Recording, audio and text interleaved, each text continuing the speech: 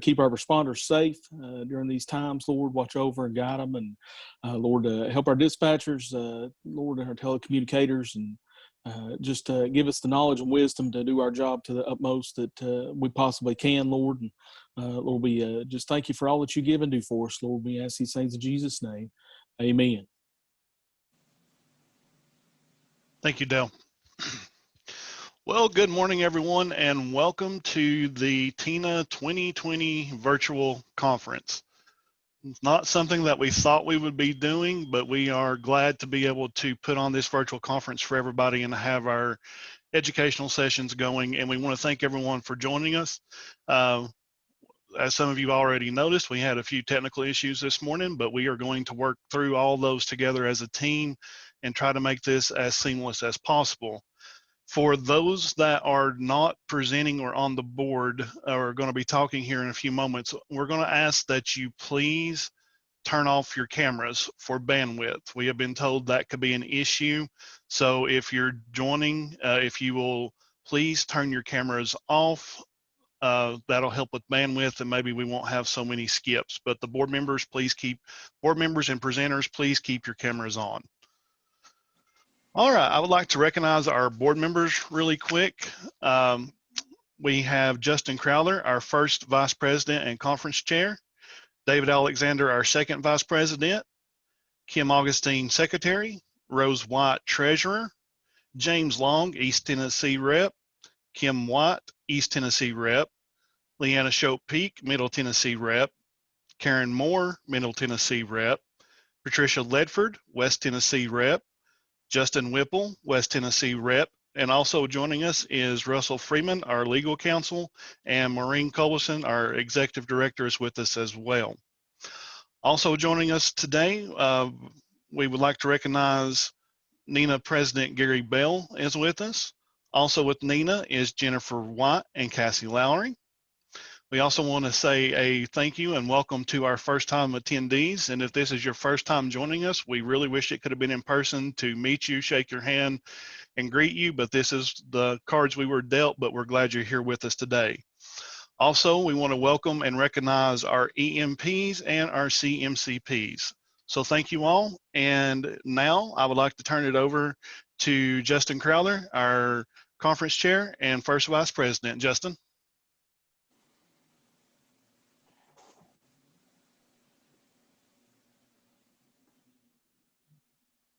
Thanks, Matthew. I just wanted to bring up a couple of housekeeping items. As Matthew said, please stay muted and stop your video while in session so that we can conserve bandwidth. If you'll rename yourself with your name and your department, I'll show you how to do that in just a moment. Co-hosts will be monitoring each session. They'll be monitoring for the chat feature. If you have any questions or problems that you want to ask the presenter or bring to our attention, we'll be monitoring that. If we experience any technical difficulties, please be patient. This is our first time doing it, and we're going to try and resolve them quickly. Each of our trading sessions, breakout sessions, will have a door prize drawn at the end of each session, and you must attend the whole session to win the prize.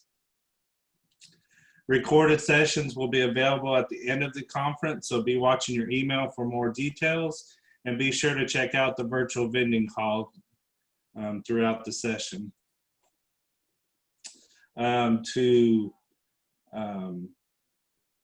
Stop your video, up in the right corner, there's 3 dots. Just click on stop your video.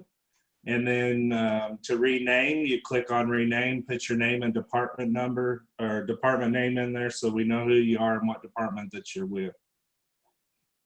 To start the chat feature down at the bottom, just click on the chat feature and it brings up the chat box where you can ask questions or bring anything to our attention. And then finally, to let you know, the election results and swearing in ceremony will be announced on Thursday at 12:30 Central Time.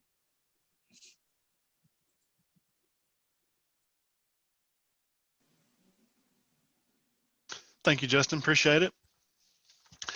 Now we'd like to welcome and we want to thank NENA President Gary Bell for joining us today to address our membership.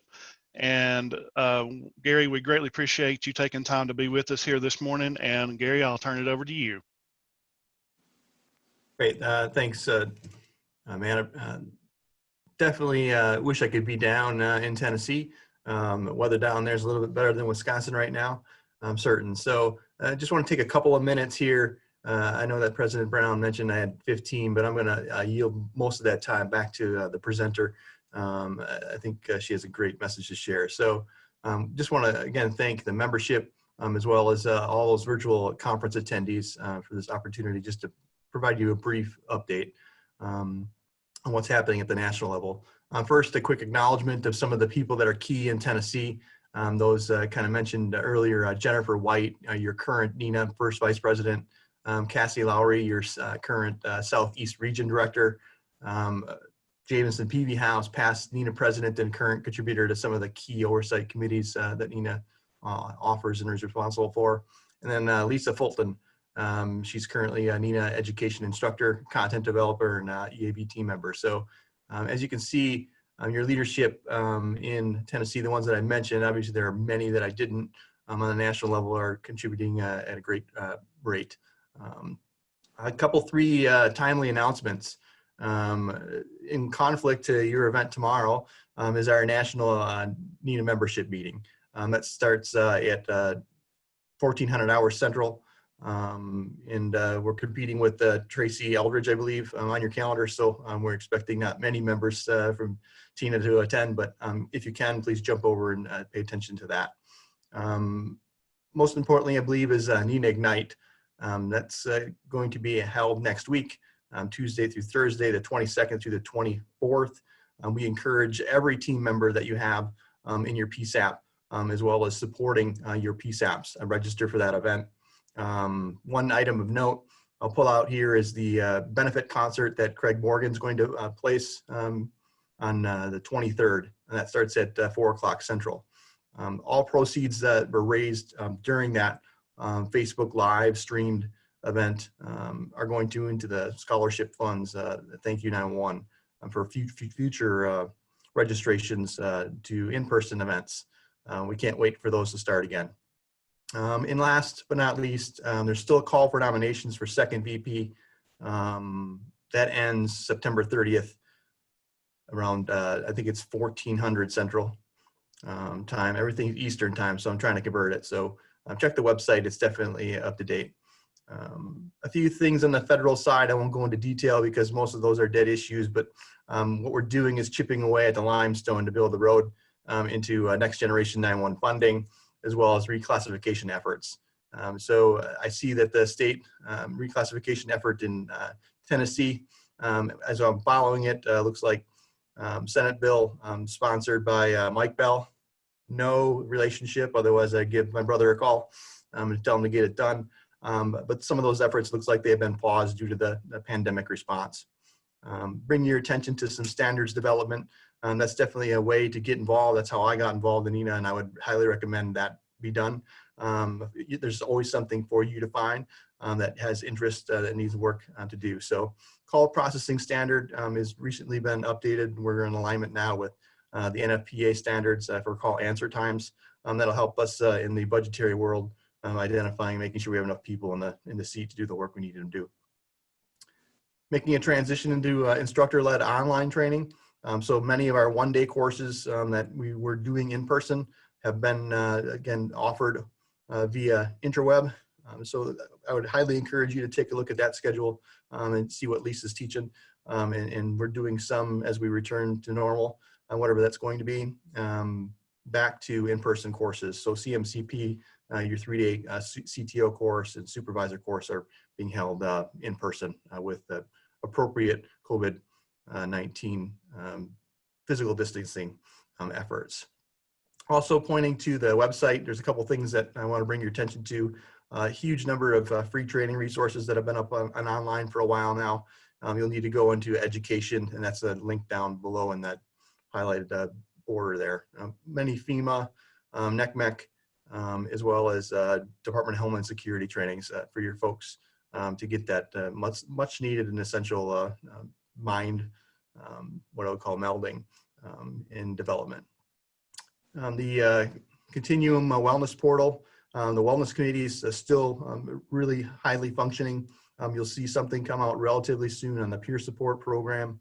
As not only an info document, but a pursuit of a standard to create that work and protect that work at the development level. There's opportunities there for you to involve yourself in that, but if you have some information or need some information, I would welcome you to go to that NENA Wellness Portal. Last thing I'll mention before I heed my time here is the Next Generation 911 Interoperability Services Group. It's the Interoperability Oversight Committee of the NIOC. They're implementing basically a public key infrastructure component to make sure that the network of networks that we know to be Next Generation 911 are going to be able to talk to each other and be able to share that much essential data that we obtain in our original PSAP if it needs to be transferred outward, not only to another PSAP, but out in the field. So just want to mention a couple of things. I think as this all started, we started throwing around the world social distancing, and that term became the buzzword. I have a problem with that, and I'll just make a moment note. I think we want to practice physical distancing to be safe ourselves and protect others that we love and care for, but we need to stay socially connected. So that's what I would urge you to do during this week, during your TENA event. Again, engage in that social connectivity, that networking, because it is the passion that brings to our purpose. It is really, really important to care for each other. There is really difficult time that we're going through. So with that, President Brown, I'll turn it back over to you. Thank you, President Bell, again for joining us today and taking time to be with us. We greatly appreciate it. I will turn it over to Justin Crowther to introduce our keynote. Thank you, Matthew. Our opening speaker is an advocate for 911, supporting dispatchers and their supervisors to be their best each and every day.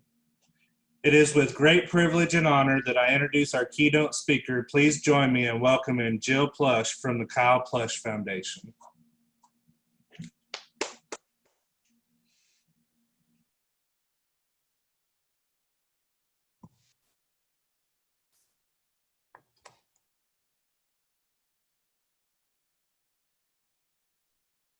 Can someone unmute Jill for, oops. My video, sorry. Okay. Yeah, I'm back again. Okay. Good morning, everyone. I'm Kyle Plush's mom, Jill Plush. And first I want to say a special thank you to Justin Crowther for inviting us to share Kyle's story with you today. And in this virtual environment, it's truly an honor. And also a huge thank you to Maureen Culberson for her tireless work to move this conference to a virtual platform to continue the important training needed to do this job well in a world where technology changes every day. I love Tennessee, and it seems very fitting that I am here today. In fact, Jameson Peavyhouse, the past president of NENA, is one of the first people I met in the 911 industry at the 2018 NENA conference in Nashville, Tennessee. I called him asking if I could attend the conference, and he opened his arms to me, and I knew I had met a new family, one made up of many dedicated 911 professionals working hard to make improvements to the 911 industry. My husband Ron and I formed the Kyle Plush Answer the Call Foundation in Kyle's honor, and our path led us to help improve the 911 industry to prevent a tragedy from Kyle's from ever happening again. However, we would not be able to complete the work of the foundation without the support of our family and friends. My sister, Jody Schwind, is here with me today. Good morning, everyone. Thanks for having us.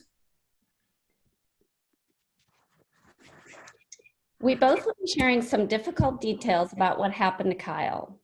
And my best friend, Jana Strader, who lives in Knoxville, Tennessee, who also helps immensely with the foundation, is also here today. Hello, everybody. A little over 2 years ago, Ron and I lost our son Kyle in a tragic accident, and it was a day that changed our lives forever. However, we are thankful for the 16 plus years Kyle was a part of our lives. He brought a lot of laughter and joy to our family. And after Kyle's tragedy, we had a choice on how we were going to grow and fulfill our future selves as survivors of tragedy. We decided to share the power of Kyle's voice with you, 911 professionals across the country, to save lives. We can't change what happened to Kyle on April 10th, 2018, but we continue to be inspired by Kyle every day to try to influence changes in the 911 industry to prevent future tragedies.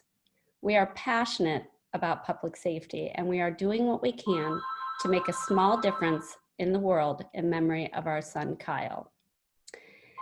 You are 911, I'm sorry, should I mute for a moment? It's something I wasn't expecting. Sorry about the ringing in the background. You are 911 professionals who have dedicated your time to the 911 industry. I first want to say thank you for your service. We also know that if you chose to register for the 2020 TENA Virtual Educational Conference, it is because you understand the importance of your job and why you must improve yourselves through continuous training. It is the work of people like you that will help make the necessary changes to the 911 industry to save lives. We are here today. You can move to click the next slide, thank you. We are here today to share why it is important to be your best self on each and every call you take. You must be persistent and determined. You must think of every caller possibly being your loved one calling for help. And one thing we have learned after speaking to many people in the 911 industry is that having the most up-to-date technology and training available won't make much of a difference unless they are put into action by quality, great people who can overcome technology and training obstacles. And I will share some examples of that later. We also want to share why it is important for managers and supervisors to make sure they continuously improve the people, processes, and technology in their centers. And it's also important to use every tool in your toolbox to get the most accurate location on your caller. Now I want to share a little bit about my son, Kyle. Kyle would have been 18 years old. He would have just graduated high school, and he would be heading off to college. Kyle was extremely positive. He was bright, very confident, a leader in his group of friends. He was admired by his teachers and camp counselors, and he was always full of energy and ideas. He had a lot of knowledge because he followed the news, and he had a stack of hundreds of magazines in the corner of his room that he read on a daily basis. So he was a great conversationalist.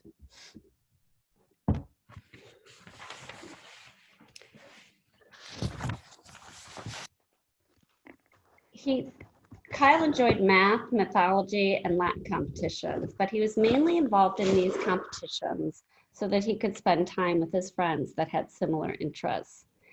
And he was always the star of his school plays, even though he only had small parts, because he milked the audience for every last laugh. He truly enjoyed people. Kyle was always volunteering his time. In fact, when he would have days off at school, he would come into my kindergarten classroom and he would read to the kindergarten kids. And he would also go to his aunt's memory care facility and do, it was like Mondays with science with Kyle. And he would do explosive science experiments. And so he always was spending time with others and sharing joy with other people. He was also super involved in Scouts. He started out in first grade as a Cub Scout, and he went all the way up the ranks to Life Scout, and he was working on his Eagle. However, most people don't remember Kyle for the activities that he was involved in. They remember the smile he wore on his face every day. People who briefly met him remembered him because he was just so much fun to be around, and he had a great sense of humor and wit that just made people smile and laugh. He's remembered as being very competitive, never giving up, with a tremendous heart and an amazing spirit. When we think of Kyle, we think of the Latin phrase carpe diem, which means seize the day. And it was definitely how Kyle lived his life. He lived his life to the fullest each and every day while being his best self. Our family was humming along without any real worries. We were always cautious, sharing ideas on how to be safe. Kyle never drank alcohol or got involved in any type of drugs.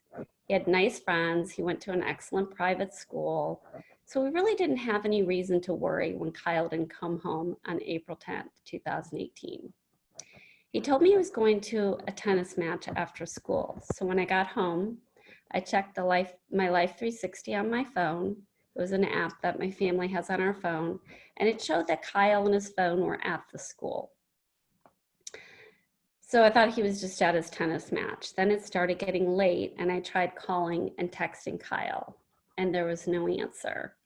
I tried FaceTiming Kyle, still no answer.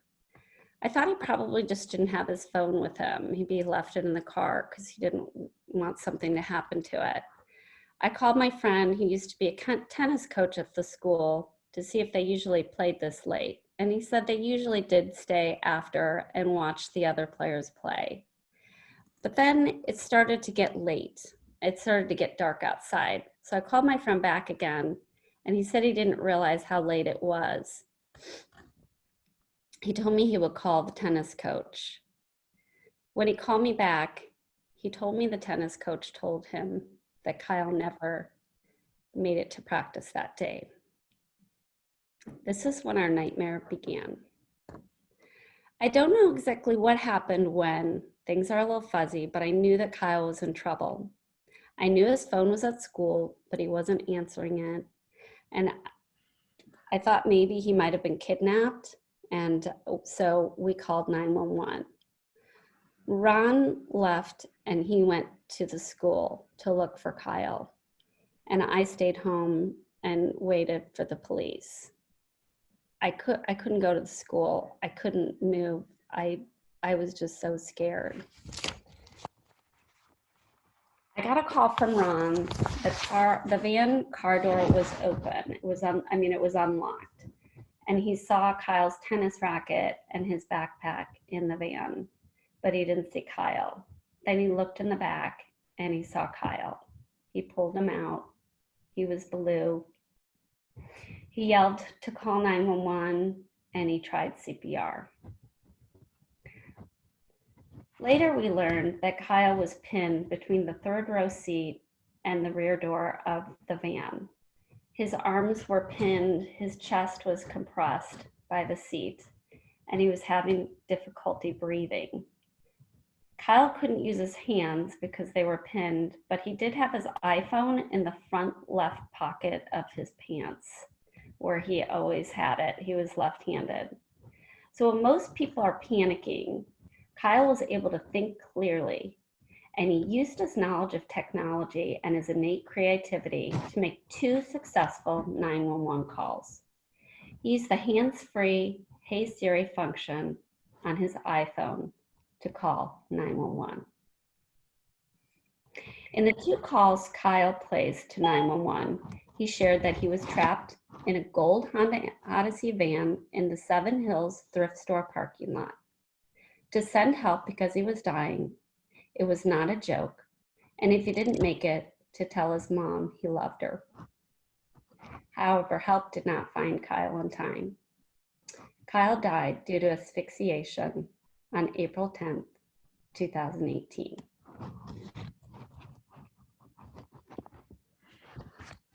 So now to help you better understand what happened that day, we want to play the 911 calls for you.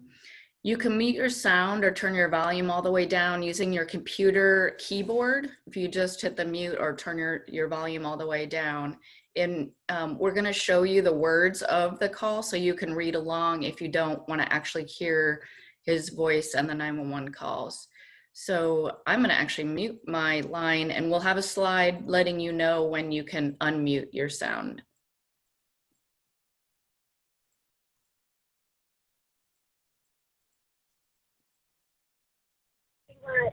Hello, Cincinnati 911. What is the address of your emergency? Cincinnati 911. I'm stuck in my van outside the 7 Hills parking lot. The 7 Hills what parking lot? Help.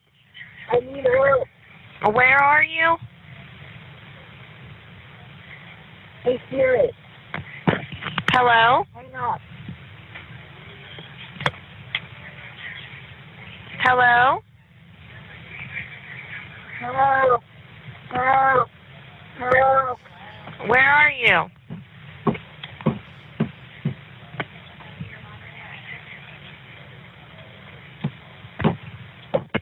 Hello?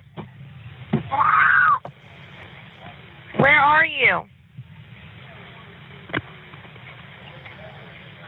Can you hear me? Yes. Outside the 7 Hills parking lot. I am trapped in my van. The parking lot. Hello. Where are you? I can't hear you. I'm in desperate need of help. What is the address?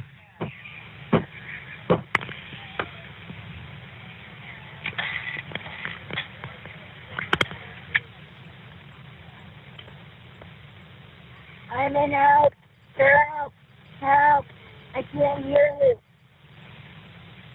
Where are you?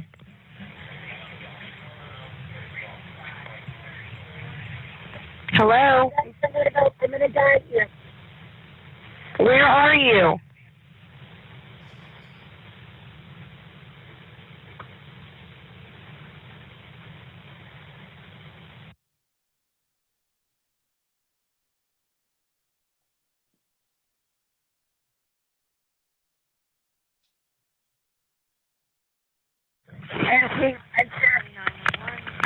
It's the last and final school.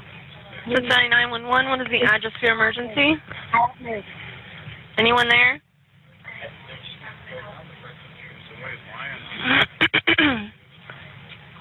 I can't hear what you're saying. Just send quickly. I'm stuck. Help. I'm ready to go in. I'm out of the van.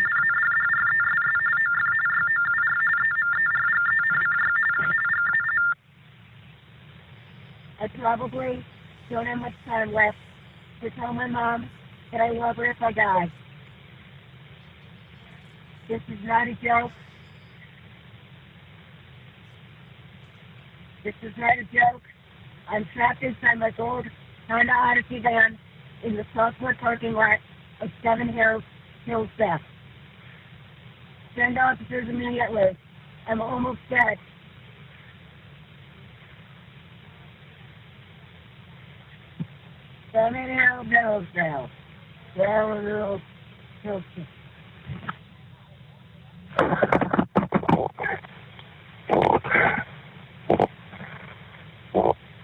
Can you hear me? Hey Siri.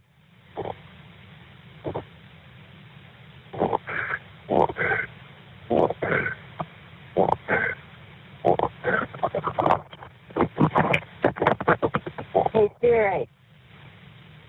I'm in a gold.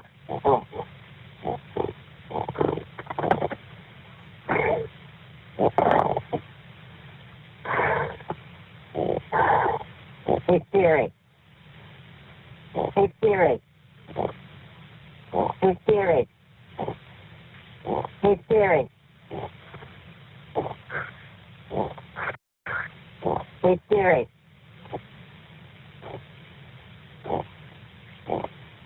All the blood.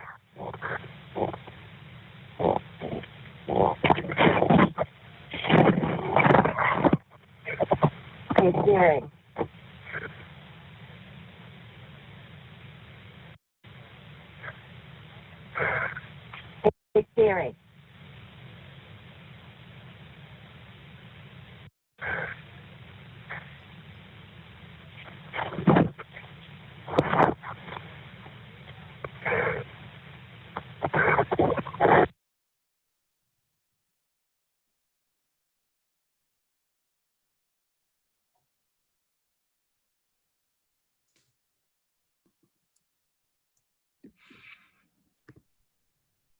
Okay.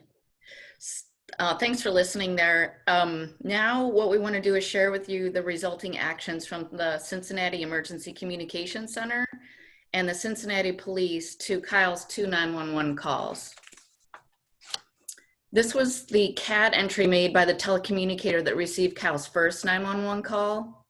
The first telecommunicator received his call at 3:14, and the call was disconnected at 3:17. She entered the following in the CAD system at 3:21. Police communications officer heard female stating, "Help, help, I'm stuck inside my van. I'm in Seven Hills parking lot, location from phase 2. Complainant kept stating she was unable to hear police communications officer. Caller hung up, voicemail on callback. She added the following information in the CAD at 3:22. Possibly in thrift store parking lot across from school. And the call was classified as a code 2, giving it a high priority. And when a Hamilton County deputy that happened to be at the school called the telecommunicator asking for more information, specifically inquiring about phase 2, she did not provide the precise location information of the caller, but gave a general description of phase 2 mapping technology. And then the dispatcher shared this information over the radio with the officers at 3:22.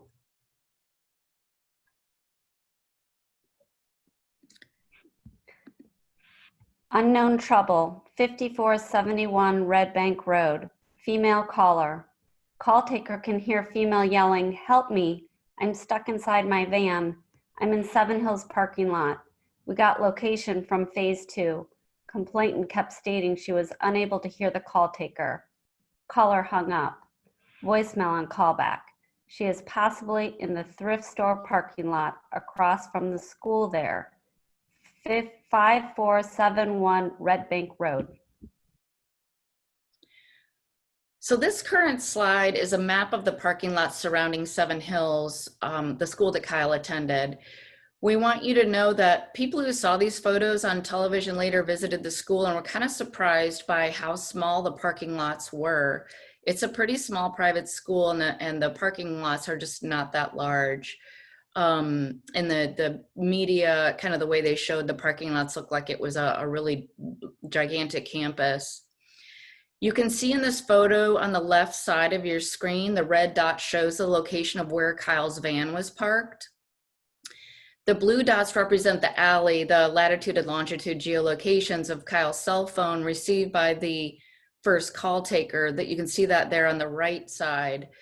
Many of these dots were overlapping and very close to Kyle's location. The address you heard of Red Bank Road was only 12 spots away from where Kyle's van was parked. At this time, it's unknown if the first call taker had a screen up to show the alley locations received on the map.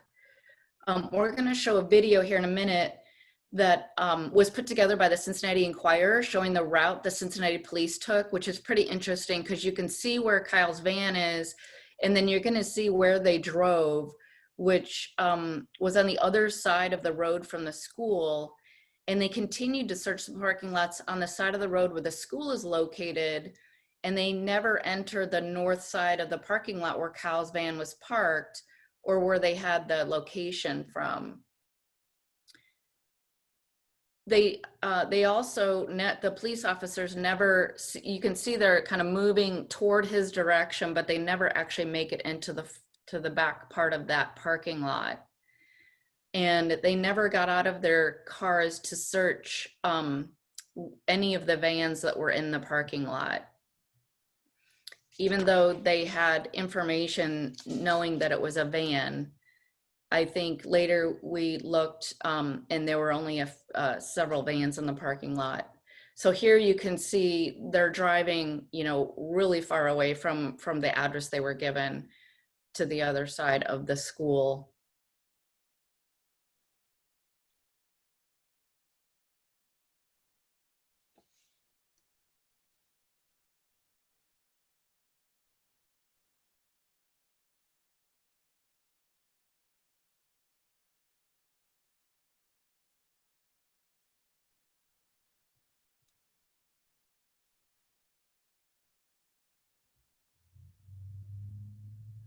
The other thing to note here is you can see where they didn't get to the actual parking lot where Kyle's van was, but she did not share the address of 5471 Red Bank Road in the CAD system.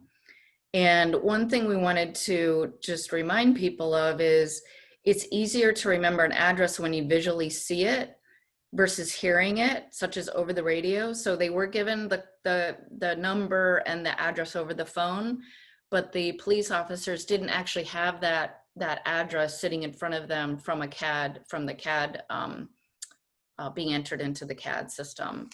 So that's just kind of a best practice, and we'll have more of those things coming up. Now we'd like you to take a minute and you yourself think about how you would have responded based on the guidelines, procedures, and training in place at your 911 center. And just take a minute to, jot down a few notes. And we're gonna have a couple areas in our talk here about, how can you think about what you do in your center, and how can Kyle's story help you be your best self?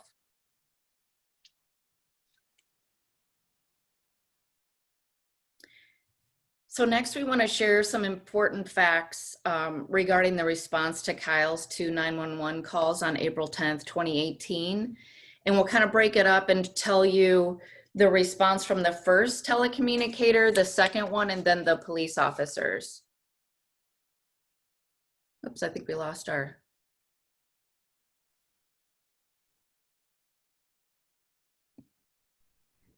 Sometimes it does kind of have a hiccup there because of the video. Oh, the video, okay. Yeah. We'll wait just 1 second.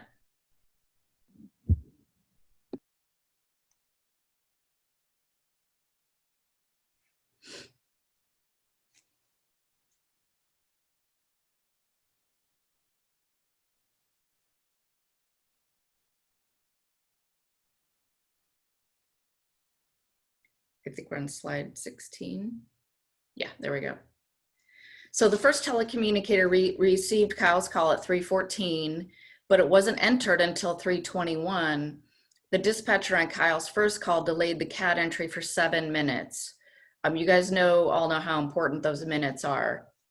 The first telecommunicator classified the call as unknown trouble instead of rescue, which if it had been classified as rescue, an ambulance and fire truck would have been dispatched to the scene, and that was not the case. The first telecommunicator had Kyle's precise location via wireless mapping technology. She manually requested the alley, and she shared the address verbally, like we said, of 5471 Red Bank Road, but she only shared it verbally. Like we said, she didn't actually enter it into the CAD. The CAD and the information shared with the first responders made reference to a female caller without confirming that it really was a female. However, on callback, she did know that the caller's name was Kyle, which would probably be unusual for a female, but did not share his name. And if you think about what time it was, school was letting out, all the kids are, getting out of the school and they're going to their cars. And everybody knew Kyle, like Jill said, everybody knew him in the school, and they also knew what car he drove, but no one actually asked or rolled their window down to say, hey, do you know, has anybody seen Kyle? Because probably every kid walking by their car would have told them where he was. So the first call taker shared an incredible amount of information from the first call, but she didn't share it all. And what she did share didn't underscore the emergency that was really happening. She didn't say he was trapped in his van and needed rescue, and that she had heard pounding and screaming and saying he was in desperate need of help. She didn't share that he said he was going to die soon. And all of these details would have really helped the police officers and all the responders with the urgency of the call. So then we get to the second call. Kyle called back again. They treated it as a silent call, and the call taker improperly enabled the TTY function. And you could hear Kyle talking very clearly when the second call taker turns on the TTY equipment. And when that happens, the caller's voice is reduced by 75%, and the call taker's mic is also muted. So the second call taker never heard, never played back his second call, which is, I believe, standard practice. If you miss something in real time, you could play it back. If she had played it back, she would have heard, "I'm in a gold Honda Odyssey van. I'm in the sophomore parking lot. I'm gonna die. Tell my mom I love her." And the second call taker did not make a record of the call. She never advised dispatch or the officers on the scene, because they were, remember, driving around at this time, that she had received a second call from Kyle, although she knew that there was a previous call from the same number. And then the police officers on the scene who responded to the first call were given all the information they needed to find Kyle, but they could have been given a lot more information. Like we said, the first dispatcher shared the address, but didn't share that, it looked like the address that they were given was, just 12 spots away from where his van was. The officers had their cell phones. They could have put the address in their cell phones and tried to find his exact locations. And like we showed you, they drove into a lot of surrounding parking lots, but not the one that Kyle's van was in. And according to the priority 2 classification that was assigned by dispatch to the call, the officers knew this was a high priority call. They knew he was in a van, and yet the officers did not get out of their car to search for the caller. This was assigned to priority 2.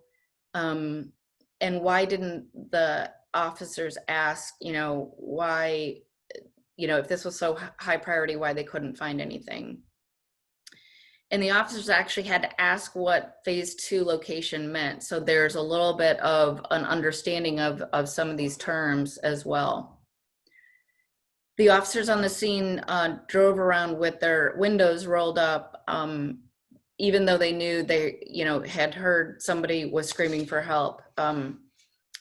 And the officers mentioned the school sheriff at the time, the Hamilton County Sheriff, and on the body cam recording while driving on the parking lot, that they didn't expect to find anything.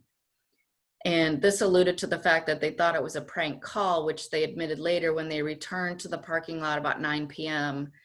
And Kyle's dad found Kyle around 9:00 p.m. that evening. So, that's just about attitude of, being in the parking lot and saying they didn't expect to find anything. So the call taker who handled Kyle's first 911 call received an acceptable rating on the call.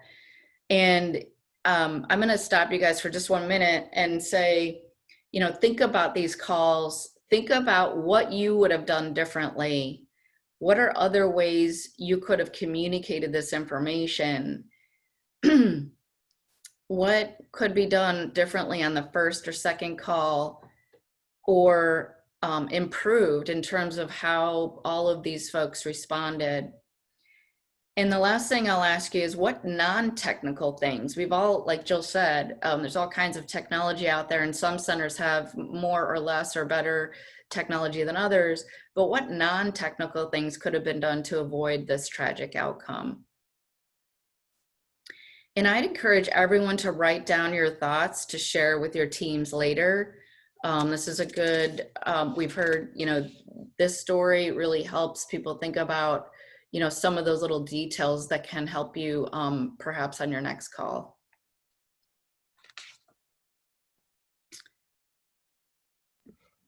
Okay, back to me.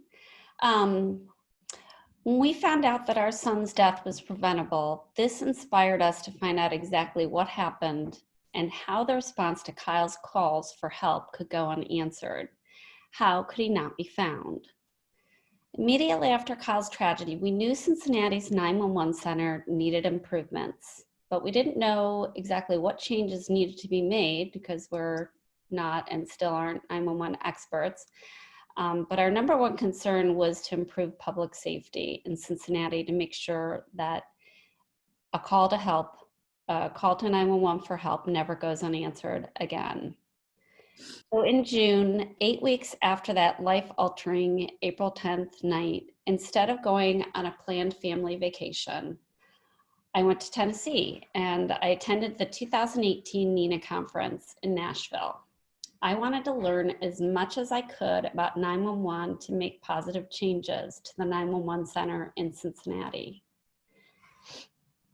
As I shared earlier, at this conference, I was embraced by caring 911 professionals, including the incoming NENA president, Jameson Peavyhouse, Nathan Lee of the Denise Amber Lee Foundation, and Michael Martin of Rapid SOS, who have all become friends and mentors to us and have changed our perspective of the 911 industry as a whole and continue to support our family and the Kyle Plush Answer the Call Foundation. Following the 2018 NENA conference, I had a sense of peace that incredible 911 professionals we met at the conference were going to transform the people, processes, and technology in 911 centers across the country. They were all deeply committed to make sure another tragedy like Kyle's did not happen again. And as I stated before, we started the Kyle Plush Answer the Call Foundation in August 2018, just 4 months after Kyle's tragedy. It was a way that we could channel our grief and make a positive difference in Kyle's honor. The mission of the foundation is uplifting families and communities to live their best lives and advocate for common sense public policy that fosters safer, friendlier, and more resilient communities. The vision statement of the foundation is answer the call to be your best selves each and every day. Continuously improve things to keep up with the latest technology. Be the most positive thinking 911 dispatcher or call taker you can be. Be the most thorough and reliable first responder you can be. And most of all, live each day and every day to the fullest. Carpe diem. Mm-hmm. We decided to introduce the Kyle Plush Answer the Call Foundation on national television in August 2018, since we wanted change on a national level, since this is a national problem. There is still a lack of understanding nationally about the limitations of emergency response. The public is still surprised to hear that if you call 911, they think that 911 should be able to find you. Uber and Lyft can find you. Why wouldn't the 911 professionals be able to find you when you're in a life-threatening situation? In fact, a friend just the other day said, "You mean 911 can't locate you?"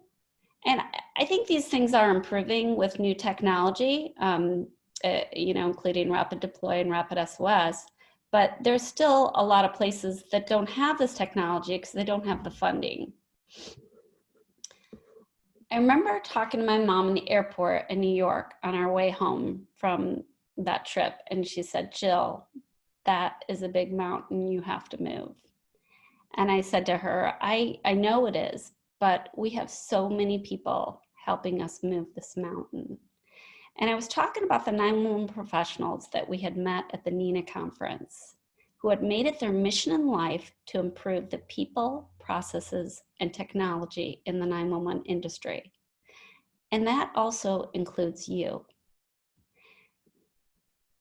We knew that if we were going to have an impact locally and pioneer change, we had to reach out and connect. We decided to deliver cookies to 22 911 centers in Cincinnati and the surrounding areas. The original intent of our cookie deliveries was to open the doors to conversations about needed change locally. But the response we received was far more than we expected. The surprise of the telecommunicators when our volunteers showed up with fresh baked cookies was great, but it was the hugs, the tears, the notes, and deep gratitude that was beyond description. It softened hearts and reminded the telecommunicators why they were there. We encouraged them to be their best selves. We received dozens of notes. One dispatcher wrote, "I have put the vision statement as my background on my work computer. I read it every morning when I log in." we were like, wow, one small act of kindness really made a difference. If this dispatcher is better that day or in the days to come, if they are being their best selves, someone calling 911 will benefit. One caller's call will not go unanswered. And as we continue to visit 911 centers, sharing the Kyle Plush Answer the Call message of answering your call to be your best self every day, we also would ask if they had Smart 911 in their center or in their area, or Rapid SOS in their center. In one center in Knoxville, Tennessee, by chance, they told us they did not have Rapid SOS, but she had heard something about it. Before our conversation ended, she had gone back through her emails and found information about Rapid SOS. And today, I'm happy to share that they are successfully using the free Rapid SOS technology. Our foundation visited 8 centers in East Tennessee and kept going to Indiana, Kentucky, Arizona, Florida, and Washington. A total of 8 states and approximately 75 911 centers. And of course, this was pre-COVID-19, but we hope to continue our cookie deliveries into 2021. The Kyle Plush Answer the Call Foundation also influences the public by sharing cell phone safety tips and the importance of signing up for Smart 911 if it's in their area through social media, including our website, our Facebook page, Twitter and Instagram accounts, community safety days, neighborhood door flyers, fraternities and sororities, and senior centers. We also shared the importance of why funding local communication centers is necessary so you can be your best selves each and every day. We also know it's important to properly fund your 911 centers so you have the tools you need in your toolbox to locate those callers. We have attended fiscal budget meetings to talk directly to decision makers in government who are voting for emergency 911 center funding, and are happy to report that following the meetings we have attended, these counties have successfully received enough votes to ensure the funding is available for their 911 centers. Our foundation has personally recognizes telecommunicators for their hard work that you do every day saving lives. We want to hear your success stories when someone in your 911 center has answered the call to be their best self and saved a life due to their persistence and determination and using every tool in their toolbox. Our foundation will honor this individual with a Kyle Plush Answer the Call Foundation Challenge coin. So you can send those to our email, and our email will be at the end. Now I want to share with you how we came up with our vision statement, answer the call to be your best self every day. This is a story that I want to share from back in June 2018.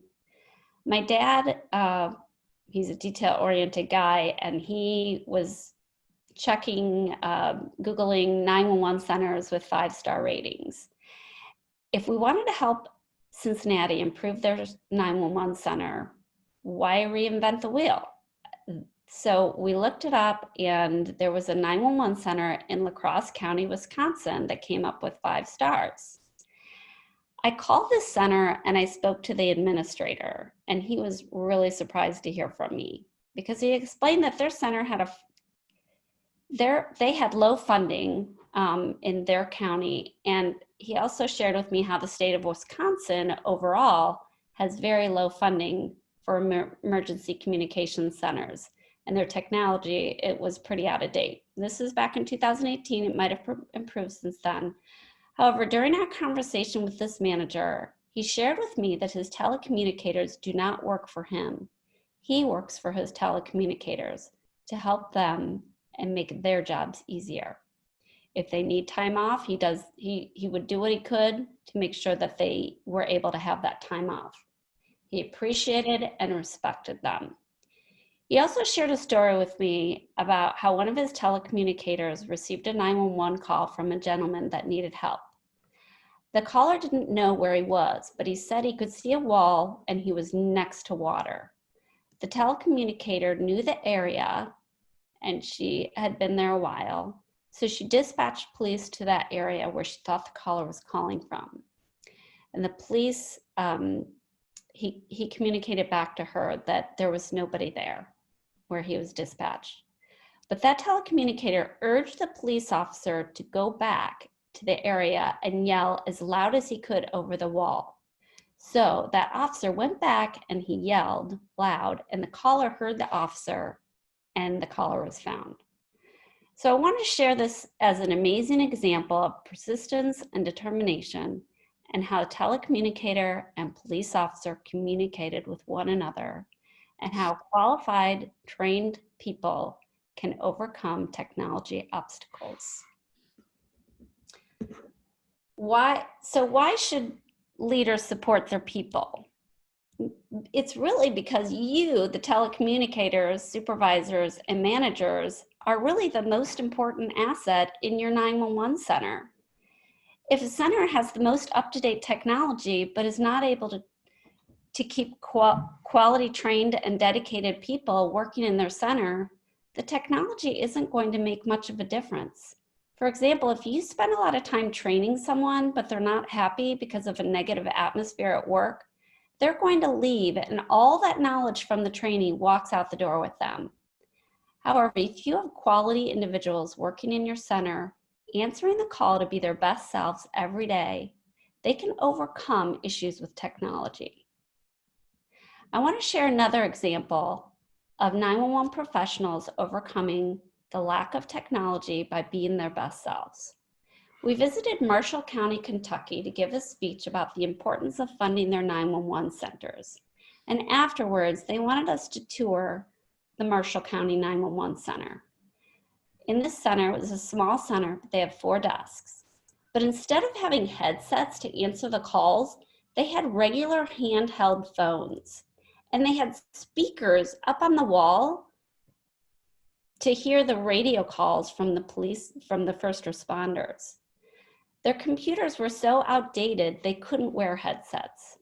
So when they were on their calls and the first responders would radio in, it would be hard to hear that caller. However, despite these issues, they shared a call that they received and how Kyle's tragedy made a difference in how they responded to it. This person called 911 2 times and hung up. They tried calling the person back with no answer. They said before Kyle's tragedy, that is as far as they would have gone to find the caller. However, they continued to be persistent and they were determined to find this caller. They tried rapid SOS, but they weren't able to receive a location. Then they tried Texty, which is texting the caller, and they were able to reach the caller. And the caller did have a medical emergency in the Land Between the Lakes, which is an area in Kentucky. And they were able to get them help by texting back and forth. So that's a great example of using every tool in your toolbox and being persistent and determined. There's another, at another visit to Lexington, Kentucky, we spoke to a telecommunicator who had received a call from a woman in a large apartment complex. And I know you guys get calls like this a lot. And the caller didn't know the address, and she had fallen it and she couldn't move. So the telecommunicator was able to get an approximate location based on her cell phone coordinates, and she dispatched police to the area. And the police, while she was on the phone, while the telecommunicator was on the phone with the caller, the police went and they knocked on the doors in the apartment complex. And the telecommunicator listened to the police knocking, and when she could hear the police knocking through the phone on the caller's door, she let them know, and they were able to get in and get this caller help.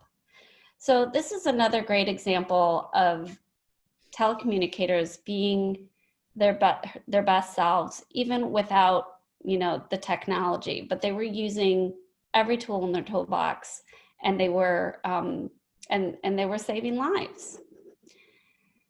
In all of these examples that I shared with you, and I know you all already know this, but I'm just going to share it again. The single piece of information that these telecommunicators needed to get these callers help was the location of their emergency.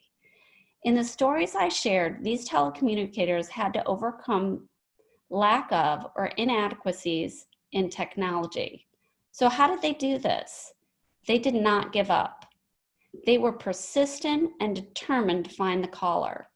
They had the right attitude. If a call seems strange, find out why. Kyle was able to make a call from his iPhone, even though he couldn't reach it by using the hands-free Siri. But this is why he wasn't able to hear the telecommunicator, because his speaker wasn't on. So he kept saying, "I can't hear you," but she didn't understand why. But we are happy to report that Apple for iPhones made a change in the fall of 2019. So when you do make an emergency call using voice activated Siri, it should automatically turn on the speaker. So that's a good change that hopefully will save lives. But we just want to know that if you get something strange, try to figure out what could be going on here. And all these examples show telecommunicators, managers, supervisors who are really being their best selves. The fifth thing I want to talk about is, that you got to think outside the box. With new technology and creative callers, it just might be the only way a caller is able to reach out for help. And in these examples, they also used every tool in their toolbox to find the caller. And remember, your supervisors, your managers, your coworkers are also tools in your toolbox with different experience from yours, who might think of tools or ideas you haven't thought of in the moment.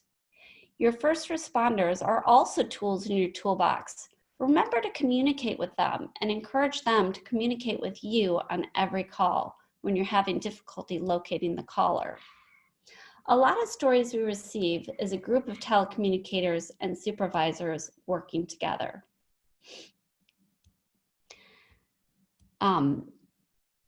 Text to 911 and Rapid SOS are also tools in your toolbox, and Rapid SOS is a location technology and it's free for all 911 centers.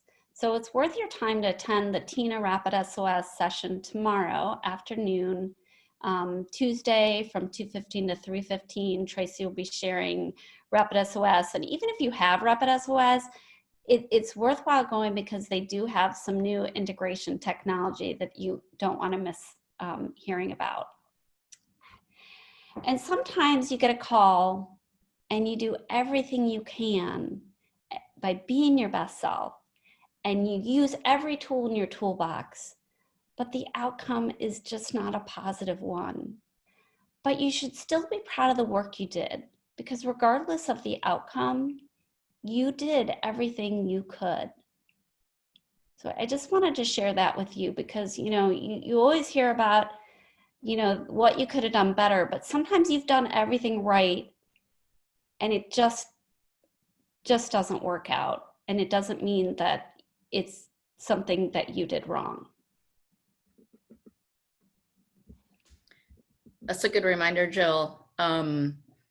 On behalf of the Plush Answer the Call Foundation and our family, we want to thank you for joining the 911 industry. The job we know is not an easy one, but it's noble and it's a worthy profession, and we so appreciate you all. You are special and we want you to enjoy your job. We believe you're in this position because you want to make a difference, and you do make a difference every day in many, many lives. We also, as you've heard, are really passionate about people doing the things they really want to do. And we've heard, in some stories about folks that maybe aren't happy doing their job. And this is in any profession. And so we just encourage people to really evaluate, what your manager or supervisors can do to help you and reach out to get that help so that you really enjoy what you're doing, because at the end of the day, you live one life and you got to make it a great one. And we really believe that here. So we want to say thank you for attending the training today and for dedicating your life to public service. Please remember to share your stories on our website about someone who has answered the call to be their best self. Our website's listed right there. And we'd love to hear those stories and honor them with a challenge coin. And I'll just turn it over to Jill for a final comment. Thank you. And as we have shared before, while we can't bring Kyle back, if you answer the call to be your best self every day, together, we'll keep this type of tragedy from happening to another family. We hope that understanding Kyle's story and the mission of the foundation has been helpful. Over the next 3 days in this virtual conference, make the most of this time to add more tools to your toolbox. Thank you so much for joining today. If you have any questions, please reach out to our foundation through email. We would love for you to follow us on social media sites and see how we're trying to make positive changes in the 911 industry. Thank you. Thank you. Thank you so much, Jill, and your family for sharing your story with us today. To all of our 911 professionals watching today, I hope that you're able to learn and improve your skills this week and strive to be your best each and every shift. I want to thank our sponsoring industry partners who've made this virtual conference possible. Their support allowed us to bring the opportunity to the membership free of charge. Without them, this year's conference would not be possible.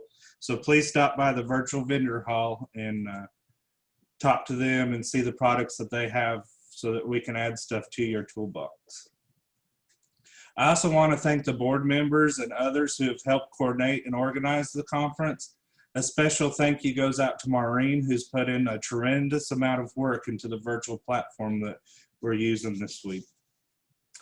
At this time, I declare the 35th Annual TENA Conference in virtual format open. I hope that everybody enjoys the week, and the next session will begin at 9:30.